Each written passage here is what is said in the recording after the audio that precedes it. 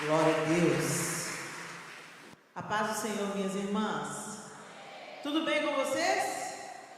Deus está falando, né?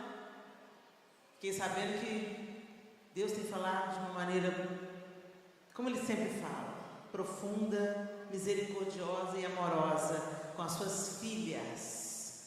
Deus nos trata como filhas, somos filhas do Eterno. Então é bom, é muito bom, a gente tem que ser lembrada disso. Mas a gente não tem que andar de congresso em congresso para que você entenda a sua identidade de filha. A rainha da Inglaterra, que Deus a tenha, ela não vivia dizendo para todo mundo, eu sou a rainha da Inglaterra. Quem é não precisa ficar dizendo. Ela é, todo mundo sabe que ela é, porque ela é. Quando a gente precisa ficar muito alardeando quem nós somos, é porque isso revela uma grande insegurança do nosso coração. Quando somos, estamos confiadas nisso, descansamos nisso e vivemos a nossa identidade, florescemos na nossa identidade. Então eu quero que você tenha isso em mente primeiramente. Pessoal do som, vocês podem colocar um pouquinho de retorno para mim, que eu estou ouvindo só o retorno da plateia, aí fica um pouco desconfortável para mim.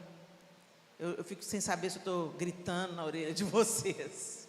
Obrigada, muito obrigada. Deus abençoe você. Sem mais delongas, abra sua Bíblia comigo em 2 Samuel, capítulo 4.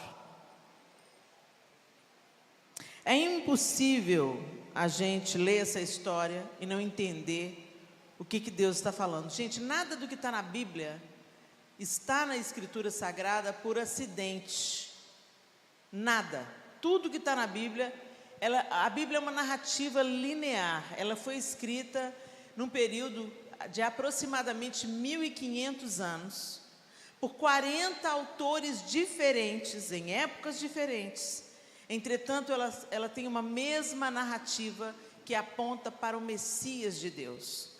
Então, desde Gênesis, quando Deus chama Abraão para fundar, através de Abraão, um povo, o Senhor já está construindo um povo de onde Ele traria o Messias. E a princípio, o povo de Israel pensava que era o Messias apenas para si, mas Deus tinha um plano de atender, de alcançar, de estender a salvação aos gentios, ou seja, a nós que não somos judeus. Então, desde Gênesis, você vai vendo todas as coisas apontando para o Messias de Deus. E quando a gente entende que a Bíblia é uma única narrativa sobre o plano de Deus para a humanidade, a gente se encanta, se apaixona.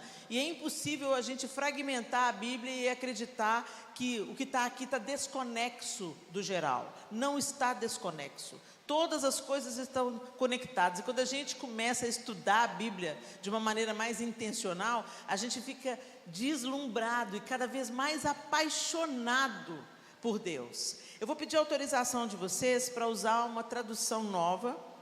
É a nova tradução na linguagem de hoje, a NTLH. Eu tenho usado muito a NTLH. A última vez que eu li a Bíblia toda, eu li nessa linguagem, a NTLH, e eu me apaixonei ainda mais, porque é uma linguagem que a gente entende perfeitamente, né? Às vezes nas outras linguagens você tem que fazer um esforço assim, mas peraí, deixa eu voltar nessa frase aqui, o que é que estava querendo dizer? A NTLH, ela é clara, a linguagem é muito acessível. Então, assim, dá ainda mais espaço para a gente se deliciar, se banquetear na presença de Deus. E eu vou pedir vocês a licença para ler os textos que eu vou ler aqui nessa tradução, a nova tradução da linguagem de hoje, NTLH. Em 2 Samuel, no capítulo 4, deixa eu voltar lá, no verso 4, narra um episódio. Quando Saul e Jonatas foram mortos em Jezreel, Mefibosete, filho de Jonatas, tinha 5 anos de idade. Ao chegar a notícia da morte de Saul e de Jonatas, a mulher que cuidava de Mefibosete o pegou e fugiu, mas estava com tanta pressa que o deixou cair e ele ficou manco. Em outras traduções diz aleijado, ok? essa história nós todos conhecemos, mas não fica com preguiça não. Vem comigo na construção desse texto. Agora vai comigo para 2 Samuel, capítulo 9. Mesmo livro, no capítulo 9.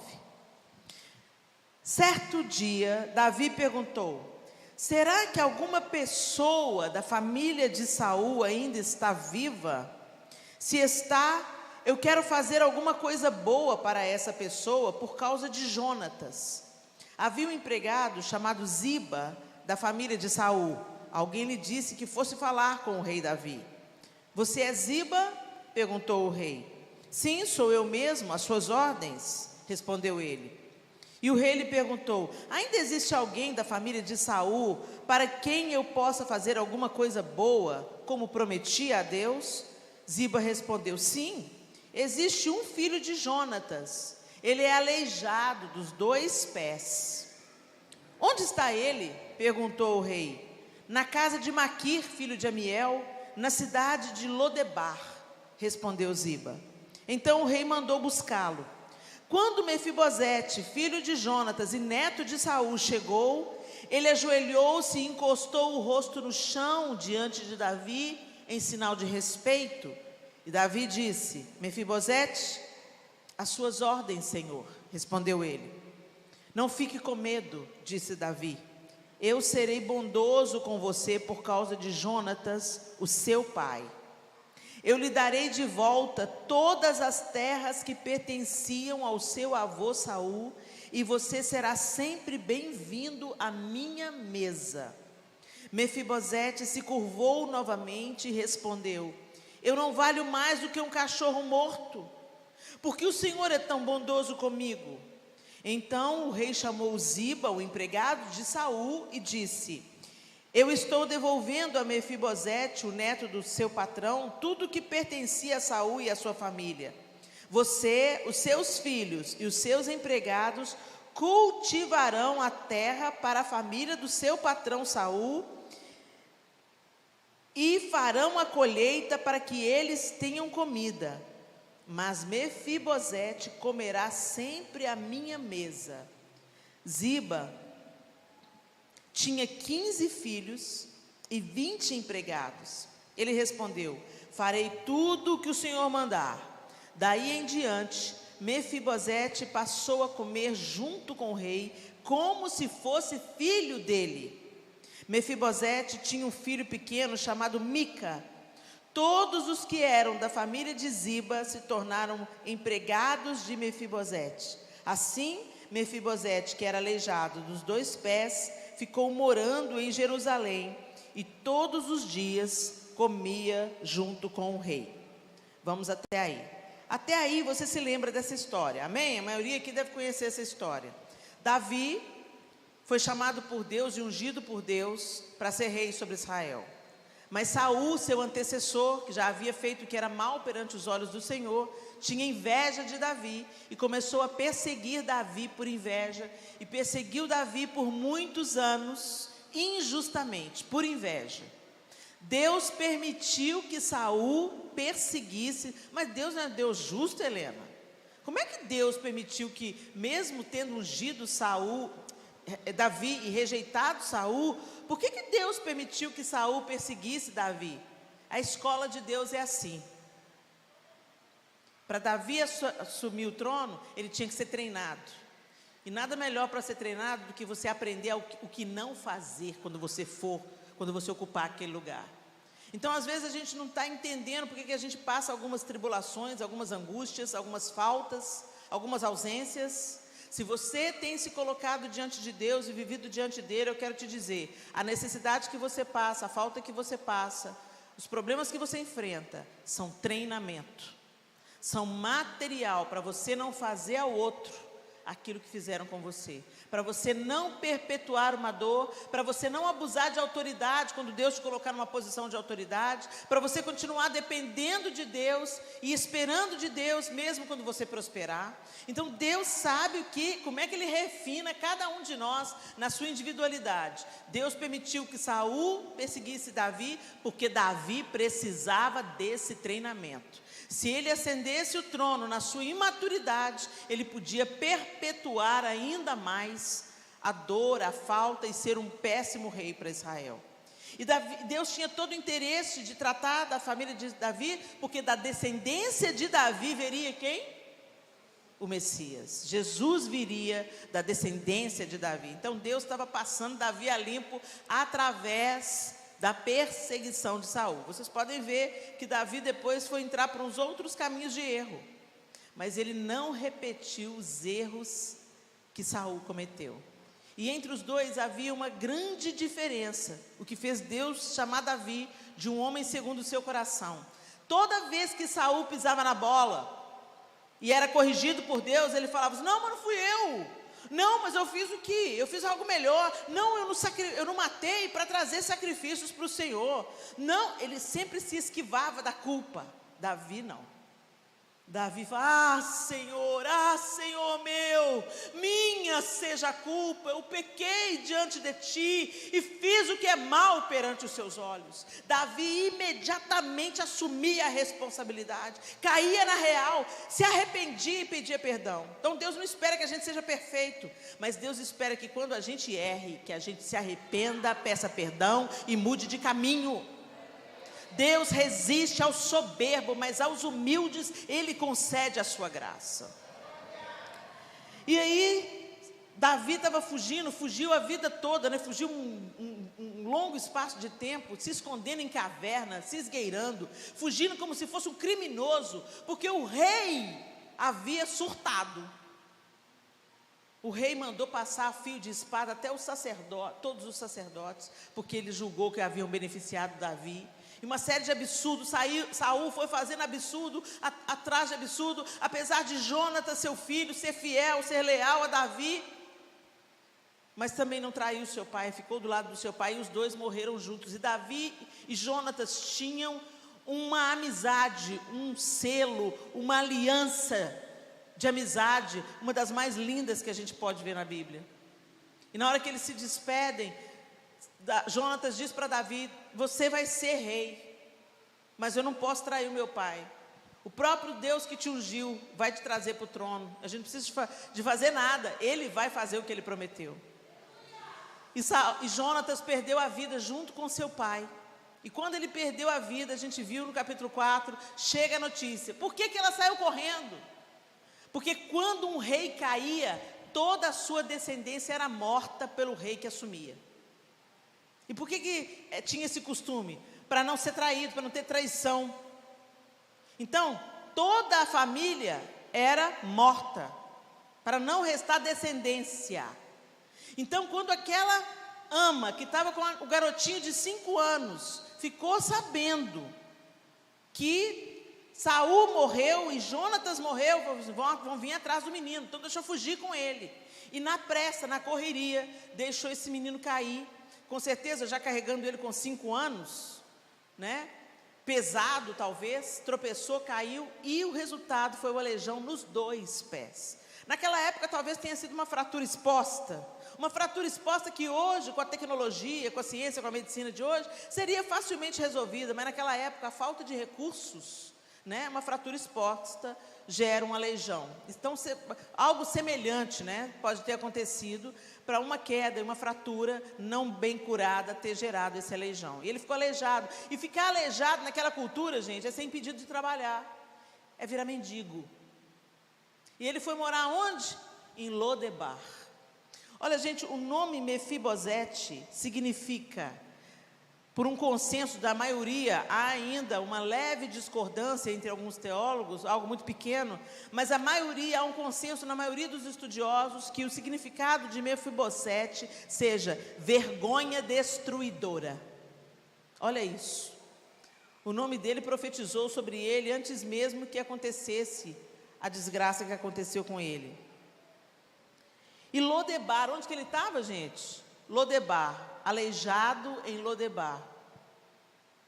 A vergonha destruidora estava aleijada em Lodebar. Lodebar, lugar do esquecimento. Agora eu queria que você pensasse comigo. Como isso é sobre nós? O homem estava no jardim de Deus, foi formado à sua imagem e semelhança, vivia em comunhão plena com seu Criador, foi seduzido pelo inimigo, desobedeceu a Deus e passou a ser mortal. A morte entrou para a existência do homem, da mesma forma que a morte entrou para a vida de Mefibosete. De filho do rei, ele passou a um esquecido, o filho da vergonha, em Lodebar, no lugar do esquecimento.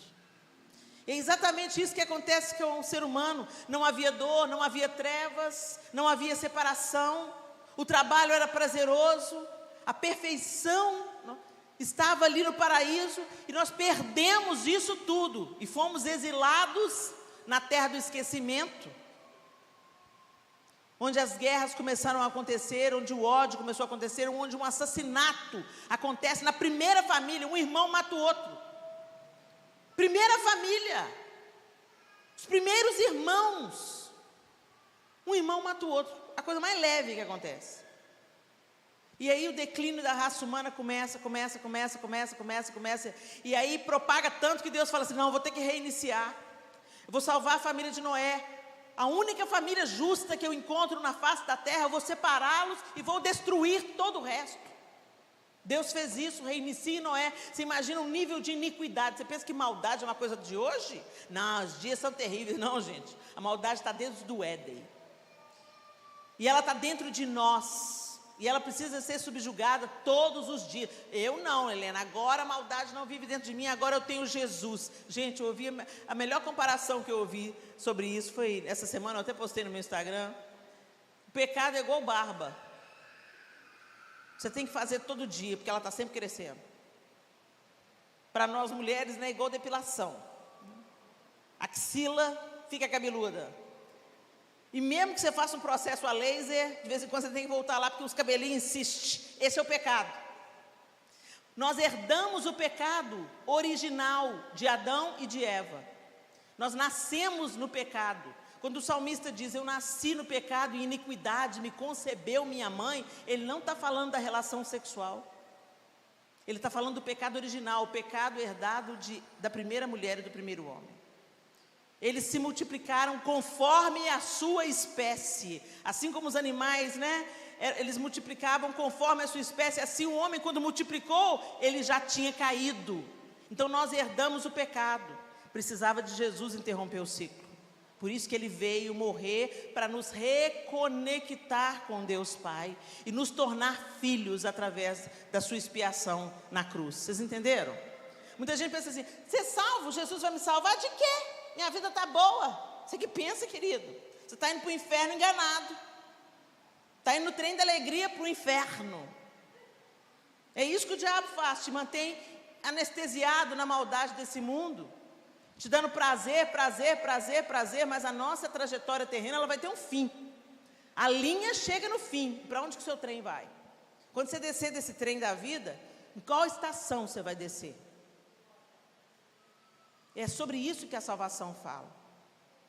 E aí, Davi, ao invés de procurar saber, restou alguém ainda? Deixa eu me livrar dele, para que eu não tenha mais aflição e amanhã venha alguém vingar Saul, herdando a inveja do seu avô ou do seu pai. Tem algum descendente de Saul ainda vivo? Ah, tem Mefibosete. O que Davi faz? Davi é uma das prefigurações do Messias, né? No Antigo Testamento, Davi prefigura o próprio Jesus. Ele anuncia quem Jesus seria. E Davi manda chamar o neto do seu perseguidor. Para vingar? Não, para estender graça. E o que Deus fez com a gente? Tem lugar na mesa, pode se assentar. O rei nos chamou para a mesa, mesmo aleijados pelo pecado, ele nos chama para a mesa. E o texto diz para a gente que Davi adotou Mefibosete. Você vai comer na minha mesa como meu filho, Você, filho de Jonatas, então a partir de agora, você vai ser meu filho. A identidade que nós perdemos no Éden, a imagem de Deus que foi distorcida em nós pelo pecado, foi regenerada em Cristo Jesus.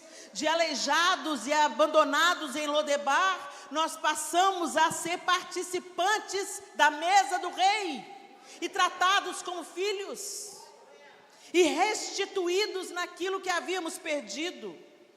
Então você percebe que Davi não apenas chama Mefibosete para a mesa. Davi tem empregados, né, Ziba? Pega Ziba. Ziba era família Ziba. E todos vocês vão cultivar as terras que eram de Saul, porque eu estou restituindo as terras que Mefibosete perdeu. Quer dizer, ele estava no lugar da miséria, no lugar do esquecimento, e ele é restituído em toda a herança do seu avô. Ele herda novamente as terras de seu avô.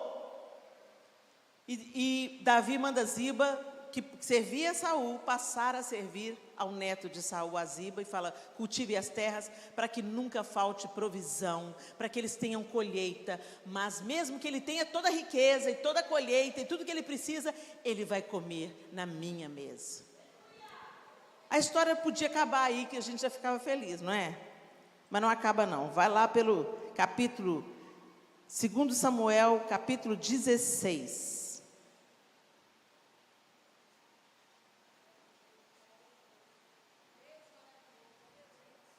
Aqui eu vou situar vocês rapidamente. Absalão se rebelou contra Davi. Davi já era rei, já reinava há muito tempo. Absalão se volta para Davi. A coisa na casa de Davi estava feia, porque o próprio Deus prometeu isso para Davi. Por causa do adultério com Betseba, Deus falou: Davi, a espada nunca se apartará da sua casa, a consequência do seu pecado virá.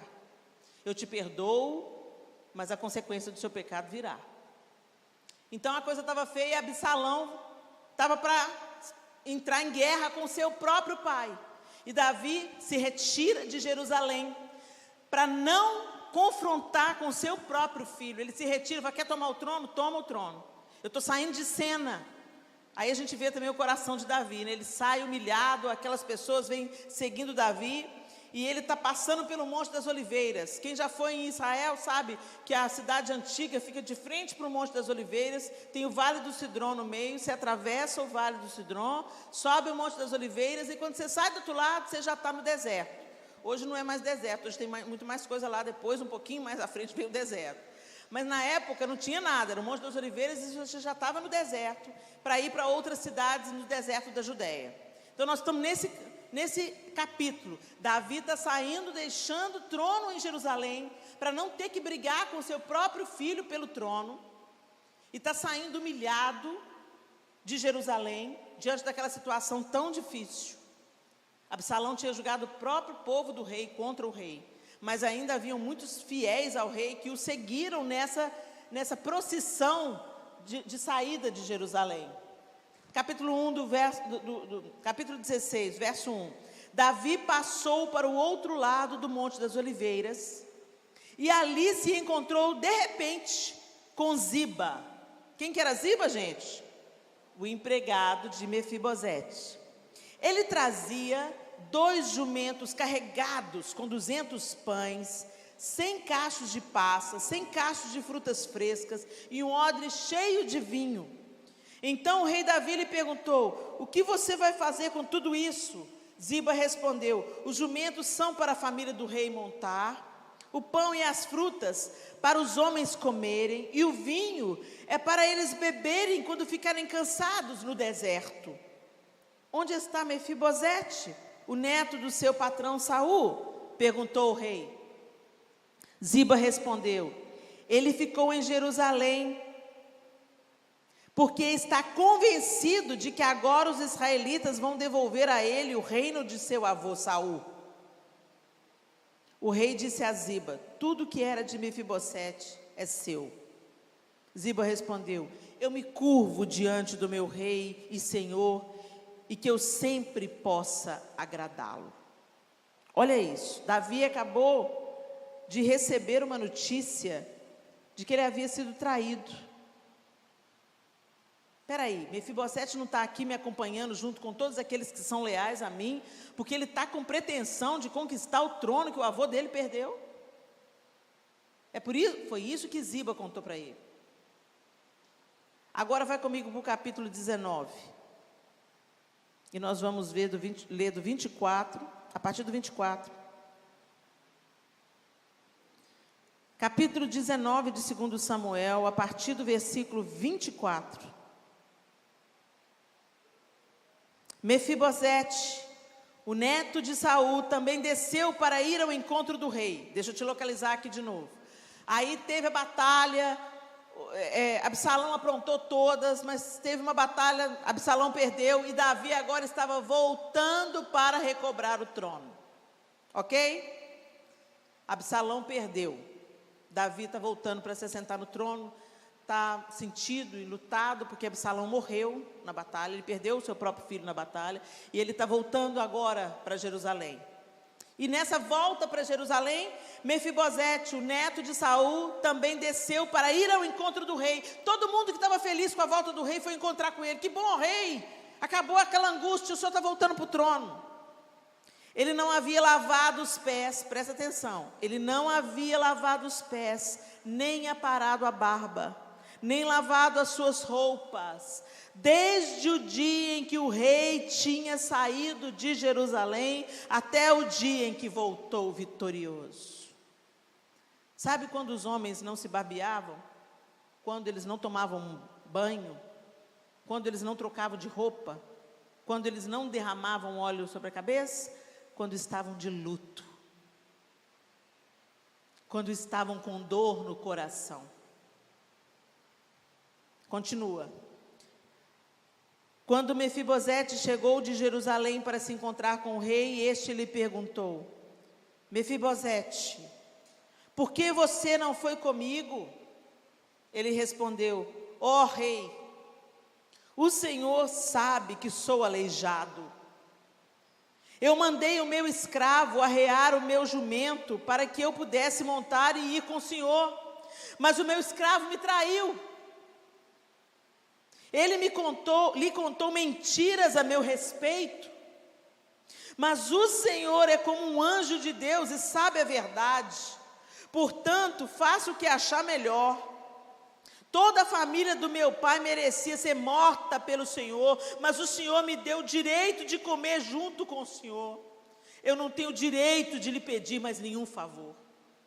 O rei respondeu: não diga mais nada. Eu resolvi que a propriedade de Saul será dividida entre você e Ziba. E Mefibosete responde: que Ziba fique com tudo. Respondeu Mefibosete: para mim é suficiente que o Senhor tenha voltado em paz para casa. Olha isso. Gente, quando eu li a primeira vez essa história, chegou no capítulo 16, eu fiquei brava demais com Mefibosete. Fiquei brava demais. Como assim? Que cara ingrato! Como assim? O cara estava aleijado lá em Lodebar. O traíra era o Ziba. O fura-olho era o Ziba. Que veio: oh meu Senhor, serei seu servo. Mas eu fico imaginando o que aconteceu com o coração de Ziba. Estava lá vendo prosperar a terra de Saul, vendo prosperar a herança. Estou aqui cultivando, ele tinha 15 filhos, muita gente. Eu fico imaginando, será que foram os filhos de Ziba que corromperam o coração dele? Ê pai, olha aí esse tanto de terra, ia ser bom para nós, hein? Fica aí a terra do aleijado. Ele não precisa de nada não, já está comendo lá na mesa do rei. Isso aqui a gente merecia isso, porque a gente é que trabalha. Cuidado para você não ser um Ziba. Qual a identidade? Você é Mefibosete ou você é Ziba? Nessa história, você é quem? Você é aquela que foi alcançada pela graça e misericórdia de Deus e aceitou essa marca de filha. A mesa transformou a sua mentalidade e você agora vive como filha, pensa como filha, age como filha, veste como filha, anda como filha, respira como filha. E desfruta de tudo que você tem à mesa do Pai? Ou você anda como Ziba, que mesmo tendo o favor do rei, porque à medida que os empregados, gente, eles também tinham seus direitos. Então ele cultivava, ele também sempre ia ter casa e comida, nunca ia faltar para ele. Então eles estavam trabalhando ali, embora a versão use a palavra servo ou escravo, não era como o escravo no modelo que era no Brasil, no Brasil colonial não, gente. Que não tinha direito a nada, não. O servo, nesse modelo aqui de cultura, também tinha direitos. Muitos deles, depois de servir a família, tinham que ser liberados para viver a sua própria vida. Aí quem não quisesse ser liberado, porque foi tão bem tratado, eles pediam para ser marcados, ter a orelha furada, dizer, não, eu quero te servir até o meu último dia de vida.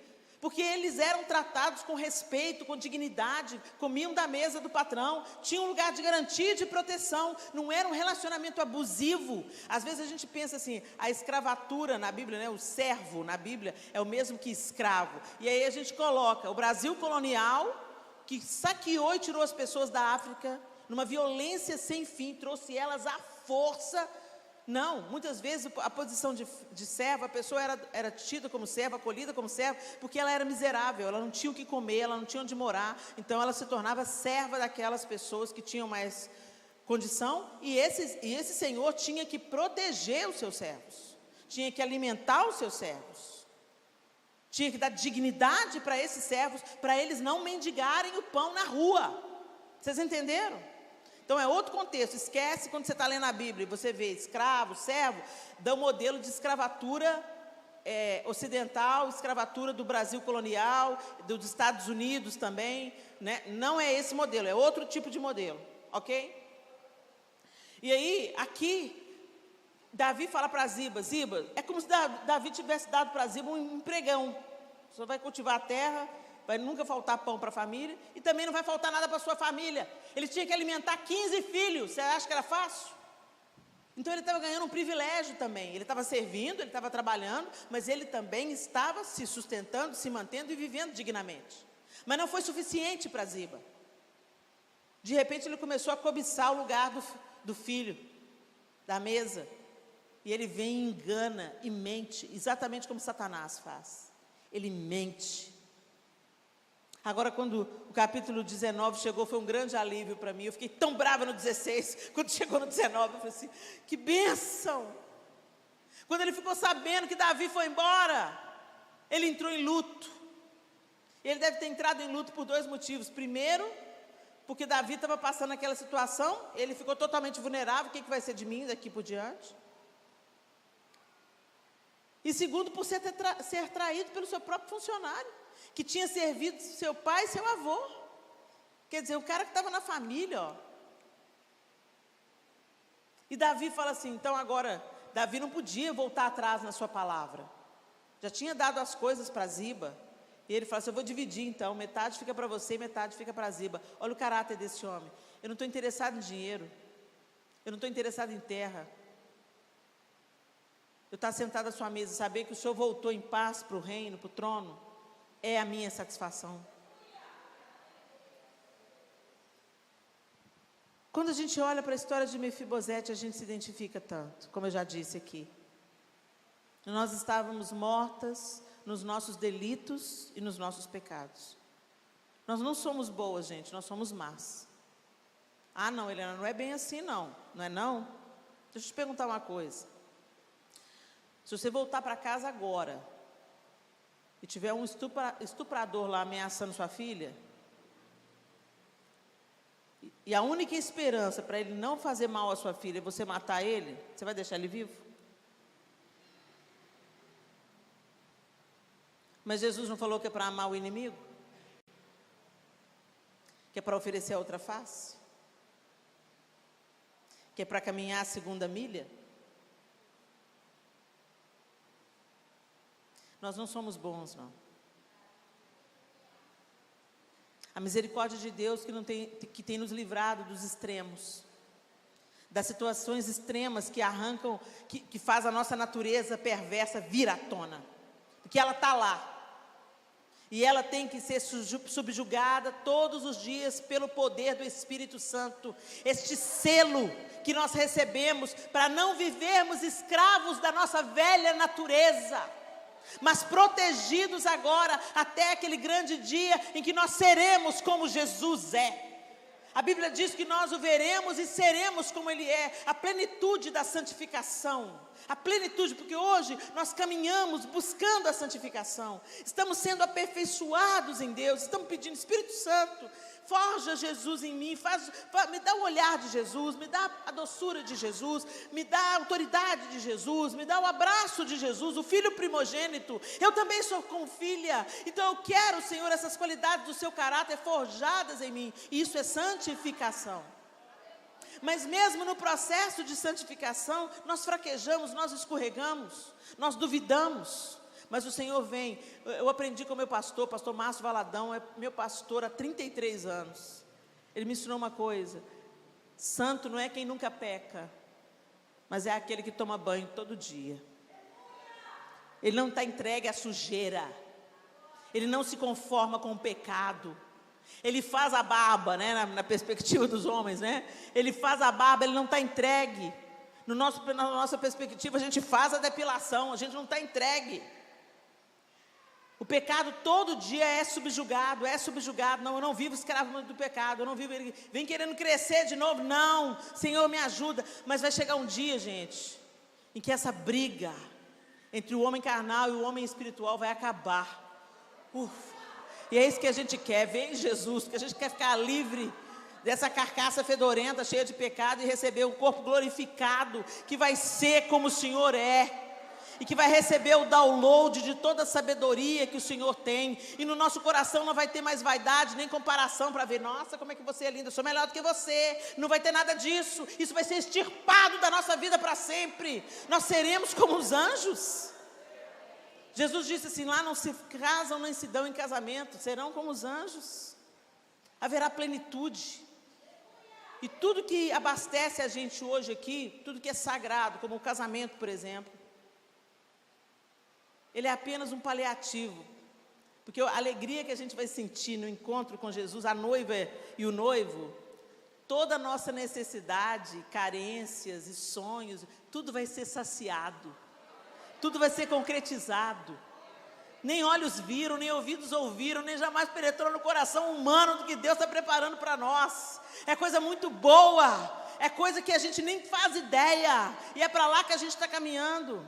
Mas enquanto estamos caminhando para lá e ainda não alcançamos, hoje já somos filhas. Hoje já vivemos como filhas. Nós já fomos retiradas de Lodebar, esse mundo porco, imundo. O mundo vai se contaminando cada vez mais. E quando eu falo mundo, eu não estou falando da natureza não, tá, gente? Tem uma coisa linda no mundo. A natureza criada por Deus, é lindo. Tem muita coisa legal no mundo, tem muita coisa bacana no mundo. As coisas que Deus criou para o nosso deleite, o vento, o mar, as árvores, as frutas, as cores, os perfumes, tanta coisa maravilhosa que está aí no mundo. Quando eu falo mundo aqui, eu estou querendo dizer o mundo distanciado de Deus, o homem caído, o homem perverso, o homem que não quer aceitar a graça que lhe foi oferecida, com tanta bondade, misericórdia e amor, sangue derramado, que os homens continuam rejeitando e zombando. Deus te tirou desse mundo, minha linda. Você não é mais... pois é, eu entendi, eu aceitei. Deixa eu te falar uma coisa. O Espírito Santo te convenceu. Até para a sua salvação, foi Deus que foi lá te buscar. Não se acha muito boa não, porque eu sou salva, eu entendi, eu escolhi. Se enganou. Deus foi lá e te buscou.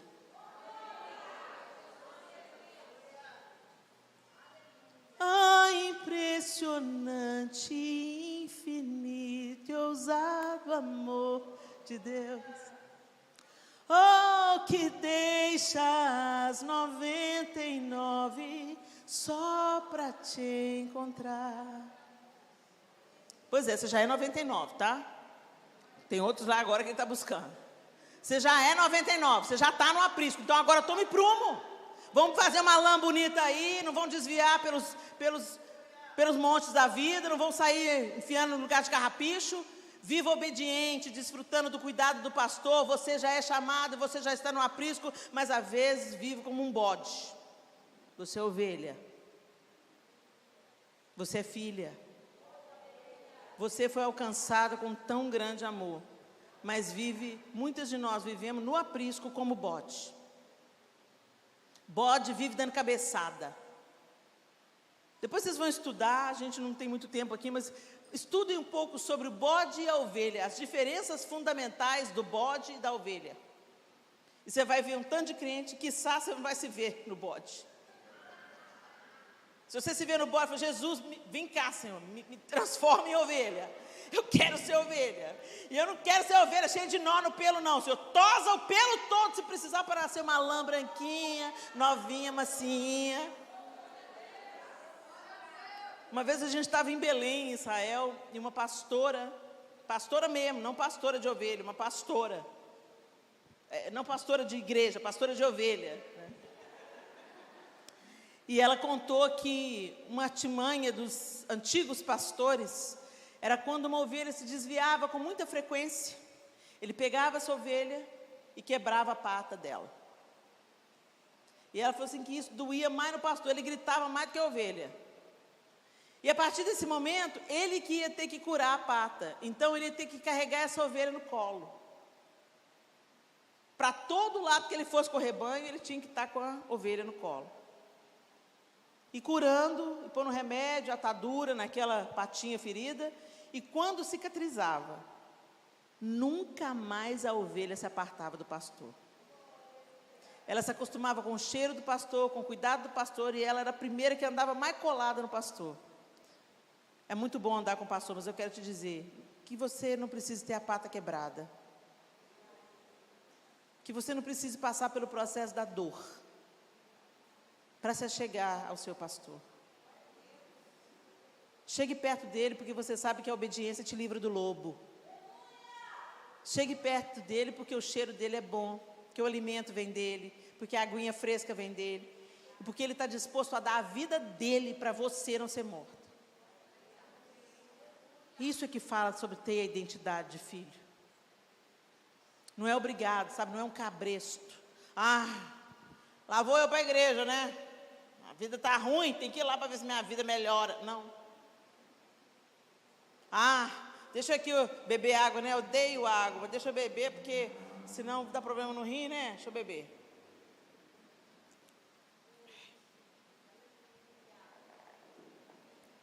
Quantas pessoas ficam enfermas e tudo que elas queriam era poder beber água. A enfermeira tem que vir com um algodãozinho, molhar a boca, porque não pode beber água. Quantas pessoas no estado terminal, tudo que eu queria era um copo d'água, mas quando podia beber, nossa, até difícil descer. Que a gente viva a nossa identidade. Que a gente entenda que a gente era Mefibosete, gente. A gente vivia aí fora em Lodebar, terra do esquecimento. E o rei mandou chamar. Eu fico imaginando quando chegou o representante de Davi lá em Lodebar. Fico imaginando a galera do esquecimento, falando: quem que é aquele? Quem que é aquele? Quem que é aquele lá com aquela roupa legal? É representante do rei. O que o representante do rei veio fazer aqui? O que um cara com o selo do rei veio fazer aqui em Lodebar? Você sabe onde mora Mefibosete? Ixi, Davi vai mandar matar. Eu fico imaginando Mefibosete chegando, trêmulo, com o coração na boca. Ele sabia, ele deve ter ouvido certamente as histórias sobre o que o rei Saul havia feito contra Davi. Mas o rei, ao invés de buscar vingança, estendeu graça e disse: vem para a minha mesa, senta na mesa. A partir de agora você vai ser tratado como um dos meus filhos, e eu vou restituir tudo que você perdeu, tudo que te foi tirado, eu vou restituir. Mas não se engane, gente, mesmo que Deus nos restitua, os ibas estão na vida. Os ibas vão estar na sua vida. Não seja ziba. Porque a gente sempre se coloca no lugar da vítima, né? Nunca no lugar do vilão. A gente só pensa: fulano é ziba na minha vida, hein? E você, é ziba na vida de quem? Hashtag fica a dica. Não é para você dar nome para nenhum Ziba, mas entender quando o Ziba chegar na sua vida, que eles estão previstos. O mundo é mau. As pessoas que não se ajuntam com Deus, espalham. Quem conosco não ajunta, espalha. Foi o que Jesus disse. Quem não está com a gente vai fazer o contrário. Fato. Mas quando chegar um Ziba na sua vida, que você não pragueje, que você não entre em demanda com ele, mas que você se humilhe diante do Rei e se alegre na presença do Senhor. Porque é fácil a gente louvar o Senhor quando está tudo bem, não é? Os filhos estão tudo na casa do Senhor, ô glória! Dinheiro está na conta, ô glória! A saúde está tudo negativo, colesterol está bom, triglicéridos está bom, não tem tumor nenhum, ô glória! Aquela massa esquisita no útero, não era nada, era um cistozinho de nada, tomou remédio, murchou, ô glória! Mas quando as coisas acontecem o contrário, quando o rei aparentemente vai embora, quando você volta a ter a sensação de que está abandonado, desterrado, como certamente Mefibosete teve, vá para a presença do rei e adore. Mesmo quando não posso entender, minhas lágrimas me impedem de te ver. Teus caminhos são mais altos que os meus, teus mistérios mais profundos do que eu. Te adoro, Senhor. Calo meu coração e me prostro. Te adoro, Senhor. No dia mau quero proclamar. Confio em teu amor que não mudará. Nem mesmo a morte pode me separar do teu cuidado e proteção. Mesmo quando eu não te vejo, sei que a tua mão me sustenta. Não temerei más notícias, não temerei más notícias, mesmo no vale da sombra da morte, comigo tu estás, comigo tu estás, comigo tu estás. Eis que estou convosco todos os dias até a consumação dos séculos. Ele não falou que estaria conosco só quando tivesse tudo bem. Todos os dias bons e os dias maus, os dias festivos e os dias de luto, todos os dias Ele estará conosco. Haverão momentos na vida que a gente vai ter que fazer como Mefibosete, jogar cinza na cabeça, parar de tomar banho. Esses eram os sinais de luto. Tem dias de choro. Hoje a gente não para de tomar banho, não para de se babear, mas a gente chora. Filhas também choram. Mas o interessante é que Mefibosete chorou, mas não alimentou amargura no seu coração. Nem contra Davi, nem contra Ziba. Quando o rei fala, eu vou ter que dividir os bens, não, que ele fique com tudo. Eu não preciso de disputar nada com ele, eu não preciso de dividir nada com ele. Eu tenho uma posição, eu tenho uma identidade. Eu fui restaurado na minha identidade. Eu vivi em Lodebar, eu vim para a mesa do rei. Saber que o Senhor está bem, que o Senhor está no trono, já me é suficiente. Que a gente tenha esse sentimento, como filhas de Deus. Às vezes a gente pensa que como filhas, nós não teremos problemas. Nossa impressão de realeza é as princesas da Disney. Deixa eu te falar, minha linda, a realeza paga um preço alto. Meghan e Harry não deram conta, não. É pesado o negócio. Tem o protocolo. Você não faz só quando você está com vontade. Você tem responsabilidades. Até a roupa que você veste vai refletir no povo. Você não vive sua vida do jeito que você quer. Ser realeza tem privilégios, mas tem tarefas, tem obrigações, tem renúncias também. Eu lembro que quando a Meghan casou com o Harry, tinha uma foto dela assim olhando para ele e virou um meme no Brasil, né? O olhar de quem nunca mais vai preocupar com boleto. Lê do engano. Agora estão tendo que vender história para pagar os boletos, né? Porque abriram mão da realeza. Porque quiseram só a parte boa, não a parte ruim. Eu não estou julgando eles aqui, só eles sabem quanto que aperta o sapato ser realeza, quanto sofrimento há por trás daquelas paredes. Mas agora eu estou fazendo uma comparação com o que é ser realeza de Deus. Tem glória? Tem, mas tem cruz também. Tem aflição também. Tem responsabilidade também. Tem obediência ao protocolo também.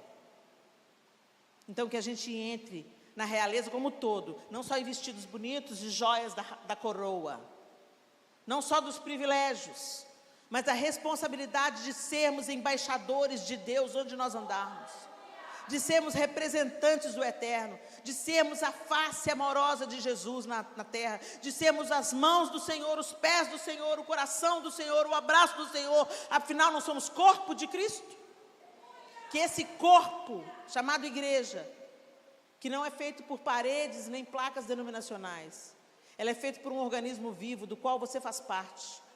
Que você seja a igreja, seja uma pequena célula desse corpo que se move e que alcança, que perdoa, que consola, que é luz, que é sal, que é realeza onde entra. E onde a realeza entra, os demônios têm que andar pianinho. Mas a autoridade tem um preço. Não dá para a gente abraçar só os privilégios de sermos filhas. Abraça tudo. Não abraça só a paternidade amorosa, mesmo que você tente e não consegue. Porque o amor de Deus não fala só sim, não, gente. O amor de Deus também dá vara. Do petinho da gente vai crescendo, a gente vai entrando por um caminho de morte, pensando que é um caminho bom, e lá vem Jesus. Lá vem o Senhor, Deus Pai. Por isso que o Davi dizia, a sua vara e o seu cajado me consolam. Às vezes vai doer tirar carrapicho, tosar. Tosa deve ser desconfortável para o bichinho. Mas é importante, se não tosar, os pelos vão embolando tudo. Tudo fala, gente, a natureza, ela manifesta quem Deus é, o caráter de Deus. A natureza não é Deus, Deus é uma pessoa, o criador da natureza. Mas a assinatura do artista está em tudo. E quando a gente olha para a natureza, do jeito que as ovelhas funcionam, do jeito que as árvores crescem, do jeito que o sol se põe, a gente vê a face amorosa de Deus e o seu cuidado conosco, todos os dias. Que a sua identidade seja curada em nome de Jesus. E que você abrace a sua identidade por completo, com toda a cura, amor, vigor, alegria, renovo, esperança, consolo, mas também, nos dias difíceis, que você seja uma propagadora desse amor, que você seja um reflexo. Nos dias que você precisar de chorar,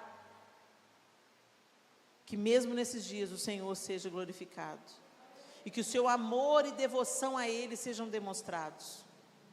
Quando Mefibosete se colocou de luto, a atitude dele de tristeza também disse aos outros o amor que ele tinha por Davi. Que na nossa dor, quando nós formos exprimidos, e ela chega para todos nós, gente, o dia da dor vai chegar para todos nós. Que no dia que nós formos exprimidos, que óleo saia da nossa vida e não fel. Feche os seus olhos. E eu quero que você pense um pouco na sua vida, na sua própria vida. De onde Deus te tirou? De onde Deus te tirou? Não, Helena, eu nasci numa família evangélica, eu sou evangélico. Gente, Deus não tem neto. Se você é filho de evangélico, você também precisa de ter uma experiência de novo nascimento. A salvação, ela não vem por DNA. O pecado, sim. A salvação, não. Filho de crente não é crentinho. Nós precisamos ser alcançados na nossa individualidade para somarmos com o todo. Não é frequentar a igreja que nos salva. Não é falar o crentez fluente que nos salva. Não é usar a roupa adequada. Não é sobre ética. É sobre arrependimento de pecados. Mas Helena, eu nunca me prostituí, eu nunca usei droga. Eu nunca desobedeci os meus pais. Mas você sentiu raiva. Já mentiu. Já se ressentiu. Já teve vontade de se vingar. Já desejou a queda de alguém. Já sentiu vaidade, se sentiu superior. Eu não tenho esse problema. Sentimento de superioridade e orgulho. Eu acabei de te dar um diagnóstico. Nós precisamos de Deus. Mas nós precisamos de parar de viver de emoções e caminhar na identidade que temos como filhas. Filhas se submetem.